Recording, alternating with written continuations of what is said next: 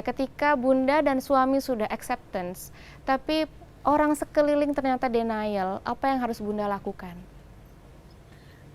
Ya, kalau misalkan saya sangat bersyukur waktu kami akhirnya oke, kita sudah menerima, kita memutuskan untuk bisa menyampaikan kepada orang tua. Jadi yang pertama saya sampaikan ke orang tua saya sampaikan kepada ya inner circle lah ya, keluarga inti, ke ibunya suami saya, kepada ibu mertua. Puji Tuhan semuanya sangat menerima karena saya menggunakan kata-katanya mohon untuk bisa menerima anak saya dan mengasihi dia sama seperti mengasihi kakaknya gitu.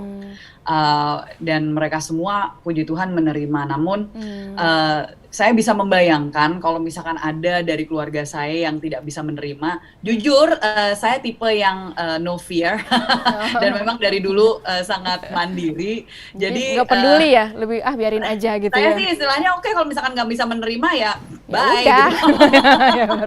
Berarti Anda tidak memiliki values yang sama dengan saya, yang berarti Anda nggak perlu ada di kehidupan saya. Ya Udah bye simple gitu buat ya. saya sih istilahnya seperti itu buat saya ya. Tapi pada saat yang bersamaan saya sangat empati kepada keluarga yang mungkin mengalami itu bukan hal yang mudah. Tetapi memang salah satu hal yang bisa kita lakukan untuk bisa membuka mata hati mereka adalah terus untuk memberikan sosialisasi atau pendidikan. Karena mungkin ada yang tidak bisa menerima itu karena kesalahpahaman. Gitu kan. Jadi bukan karena mereka tidak bisa menerima, tapi karena sudah ada terpengaruhi stigma yang dari berbeda. stigma yang ada di society gitu kan, di komunitas, sehingga mereka tidak bisa menerima karena hal-hal tersebut. Tapi kalau kita berikan pemahaman bahwa ini tuh sudah dari sananya, dari Tuhan gitu kan. Jadi ada karena kan istilahnya ada hal-hal yang memang seperti sindroma Down itu nggak ada penjelasan tentang penyebabnya, sebab dan akibat dan bla bla bla. Ini pokoknya bagian dari DNA dia yang sudah ditentukan oleh Tuhan dari sananya gitu loh. Sama seperti kita punya rambut warna apa, itu kan DNA gitu. Kita nggak bisa menentukan seseorang lahir dengan albino atau tidak. Jadi selalu pendidikan. Tapi terus habis itu yang tentang kekhawatiran masa depan, saya sepakat sekali dengan apa yang disampaikan oleh Bunda Nisa tadi, Bu Nisa, bahwa dengan kita karena saya percaya bahwa kekayaan kita salah satunya adalah di jaringan kita, ya, di network kita. Dengan kita terus mengembangkan network kita dan kita menunjukkan kita punya karakter seperti apa, pasti dengan orang-orang yang di wavelength yang sama. Atau bahkan ya, saya percaya orang tuanya peduli atau tidak dengan anak-anak tersebut, tapi Tuhan sangat sayang dengan anak-anak tersebut. Dan pasti ada orang-orang yang dipilih oleh Tuhan untuk care untuk mereka. Kita ada atau tidak gitu. Itu pun juga kenapa saya dan bunda-bunda yang lain akhirnya juga mendirikan Yapetsi itu untuk memberikan bantuan kepada keluarga-keluarga yang mungkin pernah, soalnya juga ada orang tuanya yang ibunya sudah meninggal, ayahnya sudah meninggalkan mereka udah lama. Jadi nggak peduli dengan anak-anaknya, akhirnya mereka harus tinggal dengan nenek kakeknya. Sayangnya si ABK ini anak dengan Down syndrome ini pun juga sudah meninggal, tetapi kita bisa memberikan care orang-orang yang sebenarnya nggak ada hubungan darah sama sekali, tetapi karena kita mengetahui bahwa mereka ada, maka akhirnya banyak dari kita yang bergerak, dan itu kenapa kita akhirnya mendirikan Yapetsi. Terima kasih Bunda Sarah. Terjawab ya Bunda Nanda atas pertanyaannya tadi. Terima kasih sudah bergabung. Terima kasih. Dan Bunda Nisa dan Bunda Sarah, kita ada satu pertanyaan lagi dari kolom komentar ya. Dari Bunda Enzi, kalau mengatasi si adik yang mungkin cemburu dengan perhatian lebih ke si kakak dengan kondisi ABK, bagaimana Bun? Adik yang cemburu. Jadi seperti sibling rivalry ini mendapat perhatian bundanya ini. Bagaimana caranya? Mungkin dari sisi Mbak Anissa dulu. Baik, terima kasih. Ya, tadi sempat kita singgung sedikit ya. Memang betul itu akan berisiko ya. Walaupun ada yang kalau tadi luar biasa Mbak Sarah, putra-putranya berdua sudah sangat rukun, baik gitu ya. Tapi banyak keluarga yang mengalami ini. Biasanya itu terjadi karena memang kadang-kadang kita kelupaan memang gitu ya, tidak bisa membagi porsi yang sebanding. Sebanding itu belum tentu jumlahnya sama persis ya jamnya gitu. Sesuai tapi proporsinya mungkin tepatnya ya. Dan sebetulnya adalah keyakinan ya, keyakinan bagi si anak itu. Jadi pastikan bahwa anak menyadari dia diperhatikan. Jadi penting sekali kita itu mengucapkan ya secara verbal, nanti mama main sama kakak ya, kira-kira jam berapa ya kak? Jadi ada situasi yang memang benar-benar dipastikan kita itu bakal dating tadi, kita ngedate itu benar-benar dirasakan dan bila perlu dia yang memastikan atau mengusulkan jamnya, waktunya. Jadi itu seolah-olah keterlibatan ya, ada terlibat.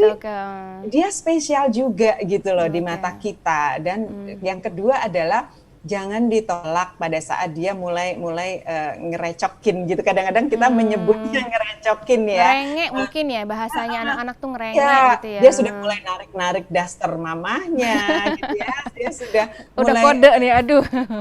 Dia sudah narik-narik tangan adiknya gitu. Mungkin juga numpahin makanan adiknya atau si kakak si ABK gitu ya. Nah, itu artinya kode. Jadi segeralah beralih. Begitu ada tanda itu peluk dia. Itu aja sih tanda pertama. Peluk dia, kakak, sini mama sayang sama kakak gitu. Nah itu dulu direspon, terus kemudian ditanya perasaannya seperti apa, dan kadang-kadang kita abai terhadap perasaannya. Jadi diakui, divalidasi perasaannya. Kakak lagi jengkel, kesel ya. Aduh mama dari tadi nyuekin kakak. Jadi ketika dia merasakan itu kita validasi, kita ketahui dia harus tahu bahwa mamanya mengerti perasaannya.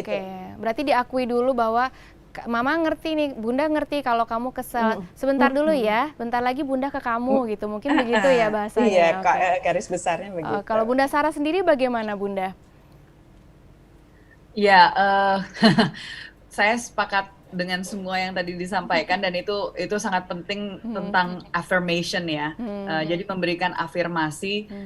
Saya pasti setiap hari mau tidur, baru bangun pun pertama kali ketemu gitu ya, saya pasti cium dua-duanya, saya peluk dua-duanya, dan saya juga sebelum saya pergi ke kantor atau saya ada meeting atau apapun, saya pasti bilang sama kakaknya I love you gitu. Dan kalau dia sudah melakukan sesuatu yang bagus gitu, yang baik gitu, mau itu hubungannya dengan sekolah atau dia dengan lesnya dia, itu pasti saya bilang sama dia I'm proud of you, saya bangga sama dia gitu. Jadi hal seperti itu menurut saya sangat penting karena mereka perlu mengetahui itu. Dan saya juga pastikan bahwa sebisa mungkin, karena memang saya dan bapaknya juga sangat sibuk dengan sebagai pengusaha dan seterusnya, tapi sebisa mungkin saya ada quality time gitu. Dan quality time dengan kakaknya itu pasti berbeda. Kalau sama adiknya itu dia nggak begitu ini ya, dia yang penting kalau misalkan yang penting kalau sama mamanya sih biasanya ngelonin dulu gitu. Terus tapi kalau yang sama kakaknya ini memang perlu perhatian yang sekarang, apalagi dia udah usia 5 tahun, itu udah berbeda lagi gitu loh. Nah, jadi nggak berhenti bertanya biasanya ya.